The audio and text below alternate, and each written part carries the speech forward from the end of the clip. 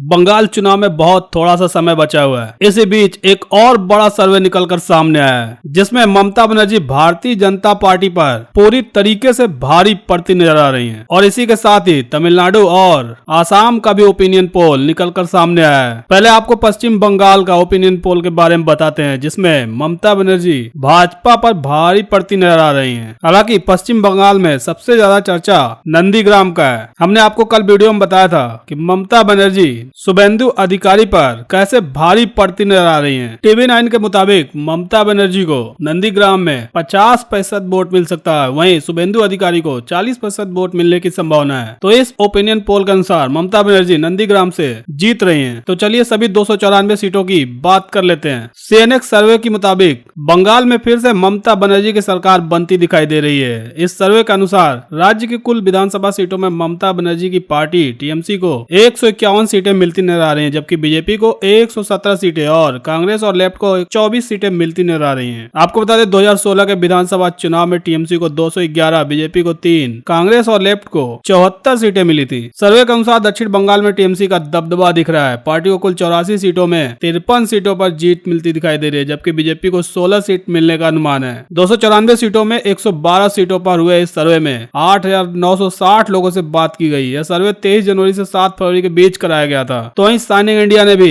एक बड़ा सर्वे किया है। यह सर्वे 22 जनवरी से लेकर 14 मार्च तक किया गया है। इस सर्वे के अनुसार पश्चिम बंगाल में TMC को 177 सीटें मिल सकती है, वहीं बीजेपी को 89 सीटें मिल सकती है। कांग्रेस और लेफ्ट के खाते में 35 सीटें और अन्य के खाते में 2 सीटें आ सकती हैं। तो वहीं साइनिंग इंडिया ने तमिलनाडु का भी सर्वे किया है, जिसमें 1,17,438 लोग शामिल थे। इस सर्वे के अनुसार DMK को 135 सीटें, तो वहीं AIDMK को 84 सीटें मिलने की संभावना है। तमिलनाडु में DMK को 40% वोट, तो वहीं AIDMK को 34% वोट मिलने की संभावना है। आपको बता दें DMK का कांग्रेस के साथ गठबंधन है, तो वहीं AIDMK का बीजेपी के साथ गठबंधन है। इस तरीके से तमिलनाडु में DMK और कांग्रेस की सरकार बनती हुई दिख रही है। तो वहीं दूसरी तरफ साइनिंग इंडिया ने आसाम में भी अपना सर्वे रिजल्ट निकाला है, जिसमें 49,613 लोगों से पूछा गया था। आसाम में ओपिनियन पोल के अनुसार बीजेपी को करीब 62 सीटें, तो वहीं कांग्रेस को 59 सीटें मिलती हुई दिख रही है। इस तरीके से आसाम में कौन जीत रहा है ये बताया नहीं जा सकता। तो वहीं दूसरी तरफ ममता बनर्जी ने बीजेपी को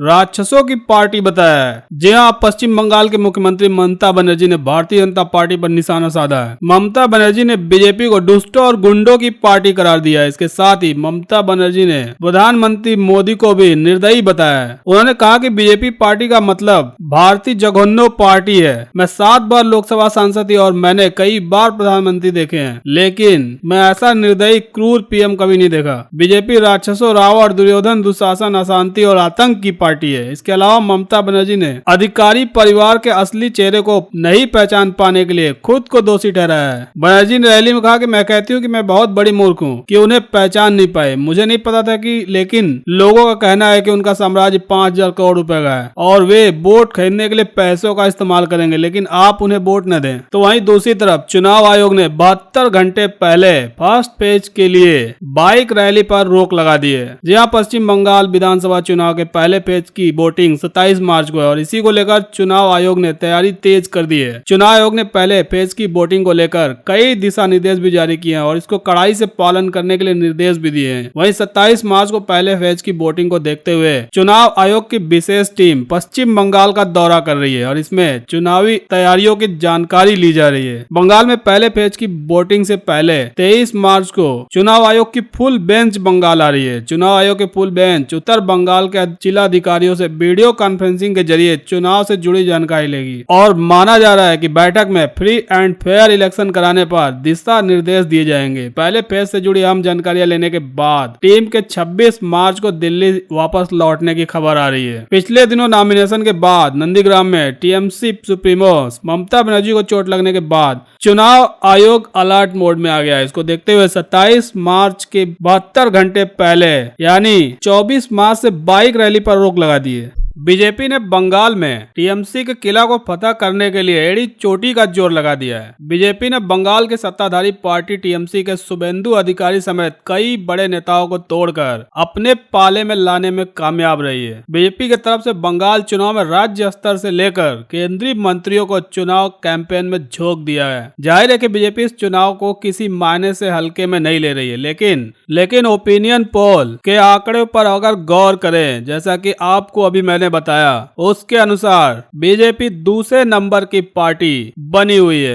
तो अब सवाल ये उठ रहा है कि पश्चिम बंगाल में बीजेपी नंबर 2 की पार्टी बनकर रह जाएगी या फिर वाकई कोई करिश्मा कर पाएगी। तो इस बारे में राजनीतिक विशेषज्ञ क्या कहते हैं, आइए जानते हैं। आपको बता दें, जनवरी में एबीपी सी वोटर की तरफ से किए गए ओपिनियन पोल के दौरान पश्चिम बंगाल की सत्ताधारी टीएमसी को 154 से 162 सीटें मिलने का अनुमान लगाया गया था, जबकि बीजेपी को 98 से 106 सीटें, वहीं लेफ्ट और कांग्रेस को 26 से 34 सीटें मिलने की उम्मीद जताई गई थी। लेकिन मार्च के महीने में जब ओपिनियन पोल किया गया तो यह आंकड़ा थोड़ा बदल गया। इस ओपिनियन पोल में बीजेपी और टीएमसी की सीटों में बढ़त दिखी। टीएमसी के खाते में ओपिनियन पोल के अनुसार 150 से 166 सीटें मिलने का अनुमान लगाया गया। साफ तौर से टीएमसी के खाते में 4 से 5 सीटें बढ़ी, तो वहीं बीजेपी के खाते में भी 2-3 सीटों का इजाफा हुआ। लेफ्ट और कांग्रेस के सीट घट गए। पश्चिम बंगाल की 294 सदस्यीय विधानसभा में सरकार बनाने के लिए किसी भी दल के पास कम से कम 147 सीटें होना आवश्यक है। ऐसी स्थिति में ओपिनियन पोल के हिसाब से फिलहाल बंगाल में ममता बनर्जी की अगुवाई वाली टीएमसी सरकार बनती हुई दिखाई दे रही है। लेकिन राजनीतिक विशेषज्ञ बताते हैं कि ओपिनियन पोल के हिसाब से भले ही बंगाल में टीएमसी की सरकार बनती हुई दिखाई दे रही है, पर बंगाल में चुनावी बयार ममता के खिलाफ है। उन्होंने बताया कि बंगाल के करीब से जानने वाले पत्रकारों का यह कहना है कि इस वक्त ममता बनर्जी के सरकार के खिलाफ जबरदस्त सत्ता विरोधी लहर चल रही है। ऐसी स्थिति में अगर किसी दल को चुनाव में फायदा होने वाला है तो पार्टी है बीजेपी। उन्होंने कहा कि ओपिनियन पोल की कोई गारंटी नहीं है। ओपिनियन पोल में पश्चिम बंगाल चुनाव को लेकर सच्चाई सामने नहीं आ पा रही है, जबकि एक दूसरे पॉलिटिकल एक्सपर्ट बताते हैं कि बंगाल में बीजेपी और मजबूत उसी सूरत में होगी जब कांग्रेस लेफ्ट गठबंधन और कमजोर होगा। उसकी वजह है कि ममता बनर्जी के नेतृत्व वाले वोटर का इंटैक्ट होना है। उन्होंने कहा कि ममता के वोटर इस चुनाव में टीएमसी को छोड़ और कहीं नहीं जा रहे। ऐसे में बंगाल चुनाव में बीजेपी नंबर 2 की ही पार्टी बनेगी, क्योंकि इस गठबंधन के वोटर के ही भारतीय जनता पार्टी के पक्ष में आने की उम्मीद है। तो वहीं जब मुस्लिम बहुल सीटों के बारे में पूछा गया तो ऐसा माना जा रहा है कि बंगाल में सत्ता की चाबी मुस्लिम वोटरों के हाथ में ही है, जो पिछले 1 दशक से ज्यादा समय से ममता बनर्जी का साथ देते रहे हैं। राज्य में करीब 30% मुस्लिम आबादी और इस वर्ग का 100 से 125 विधानसभा सीटों पर सीधा प्रभाव है, जहां वे जीत हार तय करते हैं। इनमें से करीब 90 सीटों पर पिछले विधानसभा चुनाव में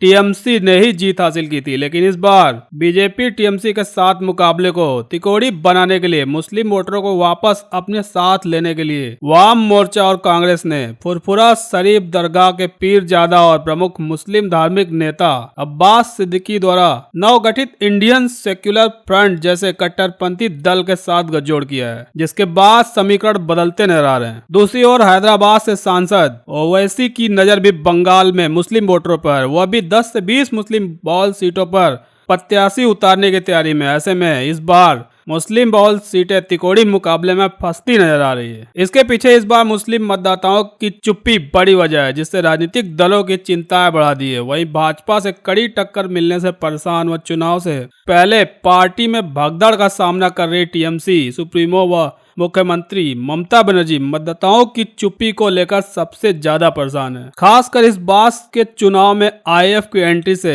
ममता को मुस्लिम वोट बंटने का सबसे ज्यादा डर सता रहा है, और इस बात से समझा जा सकता है कि ममता लगातार वाम मोर्चा व कांग्रेस गठबंधन पर निशाना साध रही है। वहीं आईएसएफ के प्रमुख अब्बास सिद्दीकी से वह इतनी खपा है कि वह उनका नाम तक नहीं लेना चाह रही है, और हाल में पत्रकारों द्वारा सिद्दीकी का नाम लेते ही ममता आग बबूला हो गई। ऐसे में मुस्लिम मुस्लिम मतदाता यदि बढ़ते हैं तो इस बार टीएमसी के लिए राह आसान नहीं है। दूसरी बार वाम व कांग्रेस व आईएसएफ गठबंधन टीएमसी कांग्रेस एवं ओवैसी की पार्टी के बीच यदि मुस्लिम वोट बढ़ता है तो भाजपा को इसका सीधा फायदा हो सकता है। 2019 के लोकसभा चुनाव में जीत के बाद से बंगाल फतह का ख्वाब देख रही भाजपा को लग रहा है कि त्रिकोणीय मुकाबले से उसे फायदा होगा। पिछले लोकसभा चुनाव में यह साबित भी हुआ था। मालदा जैसे मुस्लिम बहुल जिले में भाजपा मुस्लिम वोटरों के बंटने से एक लोकसभा सीट जीतने में कामयाब रही थी, जबकि एक अन्य सीट पर महज कुछ हजार के अंतर से भाजपा प्रत्याशी जीत से चूक गए थे। इसके अलावा मुस्लिम बहुल उत्तर दिनाजपुर जिले की रायगंज लोकसभा सीट भी भाजपा पहली बार जीतने में कामयाब रही। इसके अलावा हाल के दिनों में टीएमसी व अन्य दलों से बड़ी संख्या में मुस्लिम नेता व कार्यकर्ता अभी भाजपा के साथ जुड़े हैं। जागरूक मुस्लिम मतदाता इस बार बदलाव की बात कर रहे हैं। बंगाल में कुल 294 विधानसभा क्षेत्र हैं, जिसमें से 46 में मुस्लिमों की संख्या 50% से अधिक है। 16 सीट ऐसी है जहां पर मुसलमानों की आबादी 40% से अधिक, 33 सीटों पर 30% से अधिक और 50 सीटों पर 25% से अधिक है। उत्तर व दक्षिण परगना, मुर्शिदाबाद, मालदा, उत्तर व दक्षिण दिनाजपुर, नादिया, बीरभूम जिलों में मुस्लिम वोटों को ध्यान में रखकर ही उम्मीदवार तय किए जाते हैं।